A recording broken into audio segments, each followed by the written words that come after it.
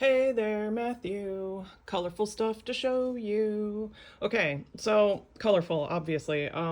The two different lines of frames that I'm picking are both just a line of frames with lots of colors available. First one is these guys. They are glossy. They are very glossy. They've got such shine to them. They don't work with a lot of stuff, and I don't pull these out very often, but for your piece, they are absolutely wonderful. And unless you absolutely hate gloss, which granted, that's possible, but the color on these is the brightest colors of any frames that are available, and I just went straight for these guys. There's also another set which is available in a lot of colors, but the only ones that kind of work for your piece were these three. And in fact, of these two reds, the brighter red is a lot better than the darker red. So these are cheaper. These ones are more expensive. I just thought I'd give you a range for two different sets.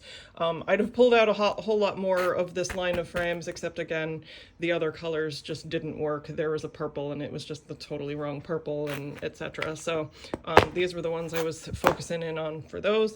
And then for these, there were 1, 2, 3, 4, 5, 6, just a whole bunch of them. So a lot of different color combinations we can do with the back and forth. I was hoping to do a great contrast for the frame versus the background. So I don't want to overwhelm you with combinations. I just want to show you that there's a lot of colors to consider, and I'll send you still pictures. So yeah, the very glossy orange is just great, and obviously orange against blue is always gonna work really well.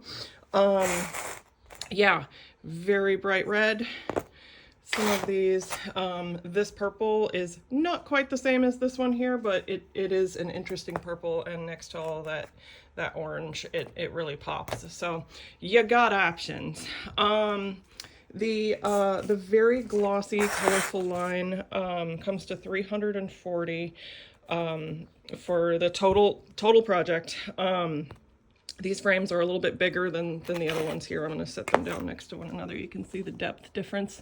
So yeah, 1 1/4 depth. They are kind of like shadow boxes in that way, which I like because this has a little bit of height to it.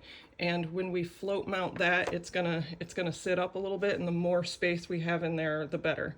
Also, whatever background color we choose, I will make spacers that are filling in on the inside of the frame to keep the glass off of the surface of the art. So spacers will be custom cut out of mat board.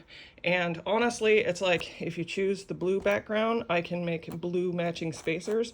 But also I could play around with different combinations. We can just go absolutely wild.